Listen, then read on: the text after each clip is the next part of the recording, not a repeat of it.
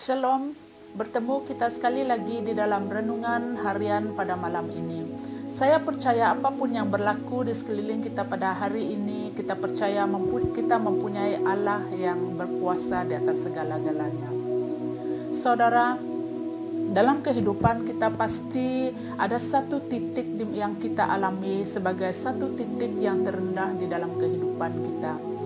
Titik di mana kita merasakan seolah-olah dunia ini sudah berakhir, titik di mana kita merasakan kita di dalam situasi yang sangat gelap, tanpa ada setitik pun cahaya di dalam situasi kita. Titik di mana kita merasakan satu kehancuran yang luar biasa dalam kehidupan kita. Kita menjerit, kita bertanya dengan Tuhan, kenapa ini harus terjadi? Kenapa harus berlaku dengan saya? Satu demi satu yang terjadi.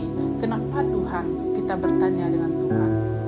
Saudara, ini adalah satu permulaan proses di dalam kehidupan kita.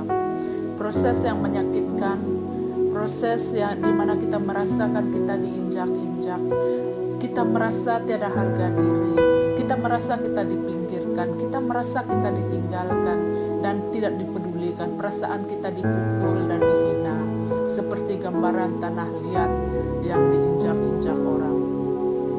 Mari saudara, saya mengajak kita melihat di dalam Yeremia pasal 18 ayat 1 sampai 6. Yeremia 18 ayat 1 sampai 6. Firman yang datang dari Tuhan kepada Yeremia bunyinya, pergilah dengan segera ke rumah tukang periuk. Di sana aku akan memperdengarkan perkataan-perkataanku kepadamu. Lalu pergilah aku ke rumah tukang periuk, dan kebetulan ia sedang bekerja dengan pelarikan. Apabila bejana yang sedang dibuatnya dari tanah liat di tangannya itu rosak, maka tukang periuk itu mengerjakannya kembali menjadi bejana lain menurut apa yang baik pada pemandangannya. Kemudian datang firman Tuhan kepada bunyinya, masakan aku tidak dapat bertindak kepada kamu seperti tukang periuk ini, hai kaum Israel? Demikianlah firman Tuhan, sungguh seperti tanah liat di tangan tukang periuk, demikianlah kamu di tanganku, hai kaum Israel.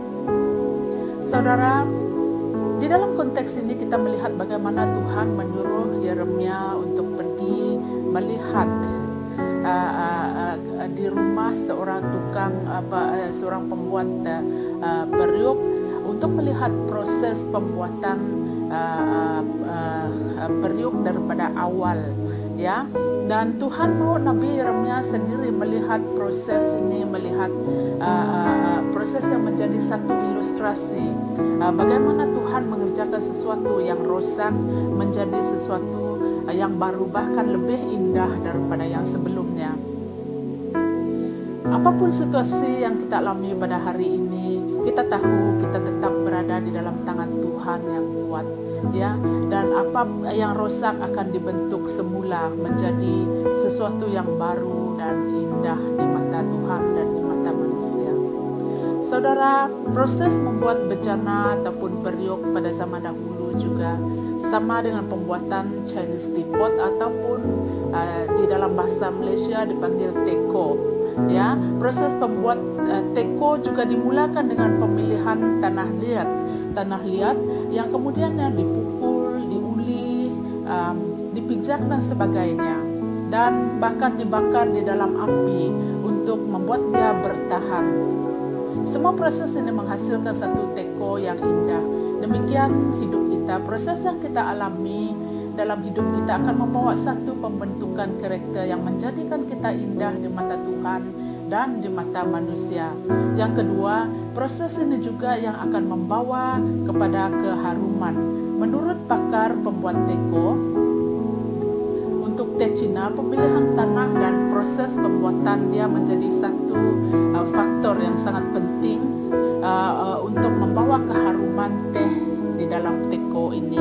Demikian juga kita, proses pembentukan ini yang membuat kita meresponi dengan lebih bijaksana dan penuh kasih yang menjadi haruman kepada setiap orang, ya. Dan yang ketiga, proses ini juga akan menjadikan kita sebagai sumber berkat kepada orang-orang yang datang kepada kita, seperti hasil seorang tukang periuk, ya. Dia menghasilkan satu periuk di mana tempat penyediaan makanan yang dinikmati oleh ramai orang, yang memberi makan kepada ramai orang. Seperti teko, dia juga menghasilkan air teh yang dinikmati, air teh yang harum yang dinikmati oleh orang, yang dapat memuaskan dahaga orang yang meminumnya. Demikian juga kehidupan kita yang telah diproses, ya, kita menjadi berkat dan memberi makan untuk ramai orang. Yang terakhir, kehidupan yang telah diproses akan membawa kehidupan dimanapun engkau berada, dimanapun engkau pergi. Banyak jiwa-jiwa yang mati, bahkan roh-roh yang hancur akan dihidupkan dan disegarkan kembali melalui kesaksian hidupmu ataupun juga kehidupanmu yang engkau berikan kepada orang-orang yang di sekelilingmu. Saudara, semuanya ini bermula daripada satu titik, yaitu titik kehancuran. Titik kehancuran yang akan membawa kepada kemuliaan. Dan seperti teko tadi, setiap orang yang menikmati teh yang penuh, yang harum, dengan aroma yang luar biasa, itu akan memberi kepuasan kepada orang yang menikmati teh itu, daripada teko yang telah diproses, yang melalui proses daripada diinjak-injak dan berakhir dengan dibakar di dalam api, dan akhirnya dia menjadi satu teko yang menghasilkan haruman, yang menghasilkan aroma yang baik kepada teh untuk dinikmati oleh orang di sekelilingnya. Bahkan harga teko yang diperbuat daripada tanah liat tadi menjadi satu harga yang sangat-sangat bernilai untuk orang-orang di sekeliling. Ya, dia bukan lagi satu teko yang murah yang daripada tanah liat, tetapi dia mempunyai nilai yang sangat besar. Ya, dan renungan saya sampai di sini. Semoga saudara dan saudari diberkati dengan renungan pada hari ini.